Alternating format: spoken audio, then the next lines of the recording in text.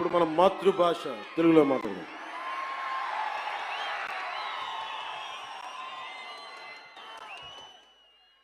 సనాతన ధర్మాన్ని త్రికరణ శుద్ధిగా ఆచరించే వ్యక్తిగా ఈ వారాహి డిక్లరేషన్ని వెంకటేశ్వరుడి పాదాల సాక్షిగా మీకు తెలియజేస్తున్నాను.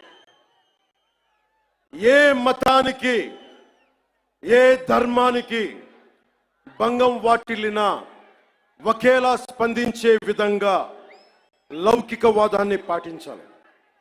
సనాతన ధర్మ పరిరక్షణ కోసం అవిశ్వాసాలకు భంగం కలగజేసే చర్యలు అరికట్టడానికి దేశం మొత్తం అమలయ్యేలా ఒక బలమైన చట్టం అవసరం ఉంది.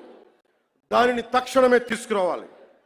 ఆ చట్టాన్ని అమలు చేసేలా జాతీయ రాష్ట్ర స్థాయిల్లో సనాతన ధర్మ పరిరక్షణ బోర్డు ఏర్పాటు కావాలి.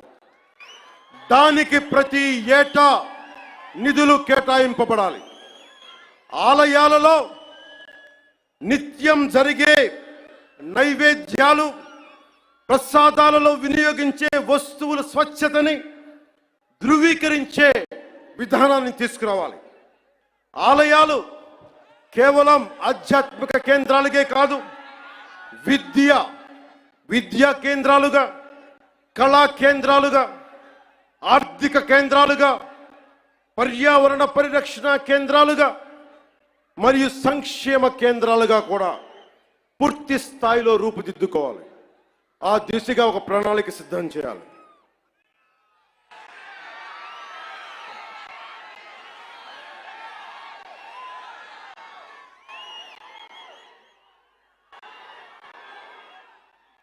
ముగించబోయే ముందు ఇంకొకటి చెప్పేళ్తాం.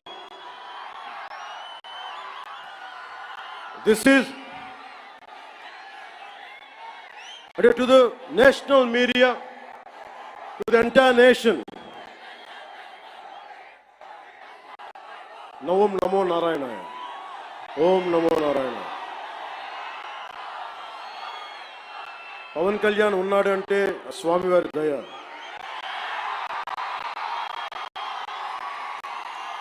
యోగ నరసింహ స్వామి ఆలయంలో నామకరణం అన్నప్రాసన చేసింది మా తల్లి. ఆయన పాదాల చెంత ఉండేవాడిని. ఇక్కడే ఇదే తిరుపతిలో బాలాజీ నగర్లో నేను యోగాభ్యాసం చేశాను. యోగిని రాజేశ్వరి గారి దేవి దగ్గర ఆవిడ మహాసమాధి అయ్యారు. ఎప్పుడు కూడా దైవానికి మించి ఎవరు లేము. నాకు మీరంటే ఇష్టం, అలాగే మీకు కూడా నేనంటే ఇష్టం. అది ఇంకొక సందర్భంలో మాట్లాడుకున్నాం. మా సుప్రీంకోర్టు జడ్జిమెంట్ కొన్ని కామెంట్స్ చేశారు.